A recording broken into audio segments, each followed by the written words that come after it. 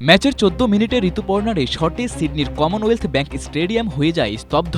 অল্পের জন্য রক্ষা পেয়ে যায় এশিয়ান কাপের ৯ বারের চ্যাম্পিয়ন চীন। ঋতুপর্ণার ওয়ান টাচে শট কেবলই একটা শট নয়, বরং বিশ্ব মানচিত্রে বাংলাদেশের অবস্থান আরও দৃঢ়ভাবে জানান দেয়া। ম্যাচটা হারলেও জেতাই বাংলাদেশ পাচ্ছে প্রশংসা।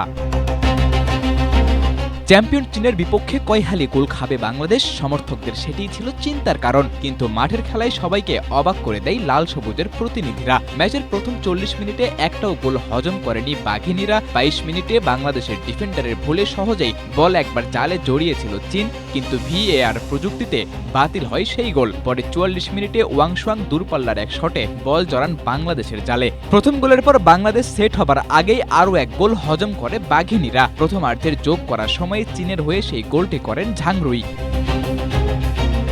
প্রথমার্ধের শেষ দিকে অল্প সময়ের মধ্যে জোড়া গোল হজম করার পর চোখ রাঙানি দিচ্ছিল বড় হারের, কিন্তু সেখান থেকে দ্বিতীয়ার্ধে দারুণভাবে ঘুরে দাঁড়ায় বাংলাদেশ। কোনো গোল শোধ করতে না পারলেও প্রতিপক্ষকে আর একটাও গোল করার সুযোগ করে দেয়নি আফিদা মনিকারা। গোলপোস্টের নিচে কোচ পিটার বাটলারের আস্থা বেশ ভালোভাবেই পূরণ করেছেন গোলকিপার মিলি আক্তার।